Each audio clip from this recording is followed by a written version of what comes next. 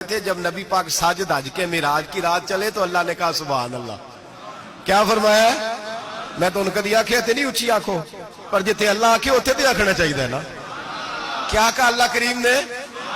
محبوبہ سبحان اللہ. سبحان اللہ زی اسرا بے عبدہی.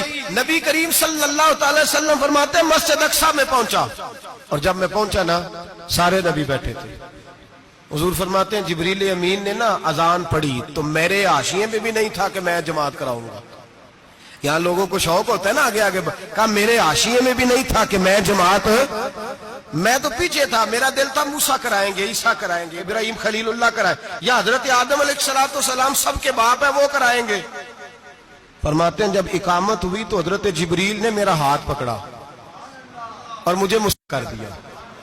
پھر بریلی کے امام بول پڑے کہنے لگے وہ سرورے کشورے رسالت جو عرش پر جلوہ گر ہوئے تھے نئے نویلے طرب کے سرما عرب کے مہمان کے لیے تھے. اور اعلیٰ حضرت فرماتے ہیں ایک راز تھا مسجد اقصی میں جانے کا. سر کہتے ہیں راز کو. اعلیٰ حضرت فرمانے لگے نماز اقصی میں تھا یہی سر. ایا معانی ہو اول آخر ہیں دست بستہ وہ پیچھے حاضر جو سلطنت پہلے کر گئے تھے. ہیں دست بستہ وہ پیچھے حاضر جو سلطنت پہلے کر گئے تھے. نبی پاک فرماتے ہیں حضرت جبریل نے مجھے کھڑا کیا تو میں نے جبریل کو دیکھا. میں نے کہا مجھے کیوں کھڑا کر رہے ہو؟ تو حضرت جبریل کہنے لگے یا رسول اللہ یہ جتنے پیچھے کھڑے ہیں ان کی بھی خواہش یہی ہے کہ آپ ہی جماعت کرائیں اور اللہ کی رضا بھی یہی ہے کہ آپ ہی جماعت کرائیں. نبی پاک فرماتے ہیں میں نے جماعت کرائی. پھر نبیوں نے تقریریں کی. میری باری آئی تو ایک جملہ کہا تو حضرت ابراہیم کہنے لگے آپ نے تو ایک جملے میں ہی کمال کر دیا ہے.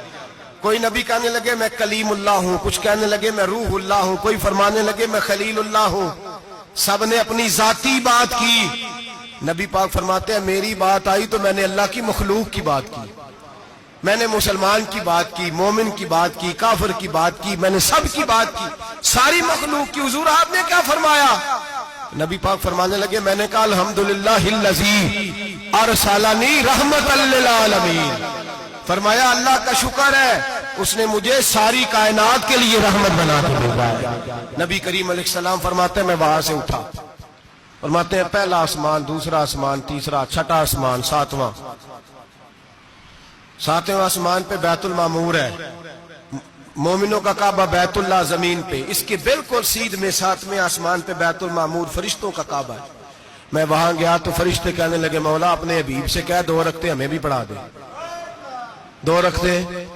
نبی پاک فرماتے ہیں 2 رکعتیں میں حتیم میں کعبے میں پڑھ کے گیا. پھر 2 رکعتیں مسجد اقصی میں پڑھی. پھر 2 رکعتیں میں نے بولیے 2 رکعتیں بیت المعمور میں کس کو پڑھائی؟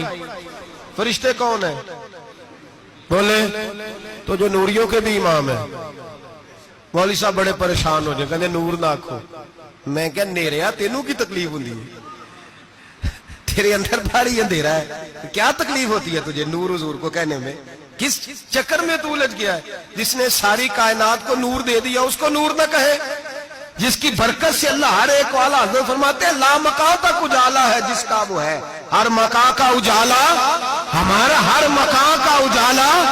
یہ دنیا میں جتنی بھی روشنی ہے یہ میرے رسول کے نور کی برکت سے روشن. وہ کس قسم کی باتیں کرتا ہے؟ نبی کریم صلی اللہ تعالی علیہ وسلم فرماتے ہیں فرشتوں کی میں نے جماعت کرائی. اچھا جی نماز کس دن فرض ہوئی؟ فرض کس دن ہوئی؟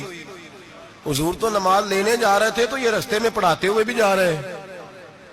نماز تو معراج کی رات لینے گئے نا نبی پاک, تو رستے میں اللہ فرماتے ہیں الرحمن علم القرآن خلق الانسان.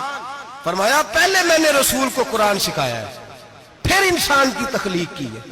نماز بعد میں فرض ہوئی امت کے لیے. نبی پاک کو تو اللہ نے سارے علوم پہلے سے عطا فرما دیے, سارے علوم.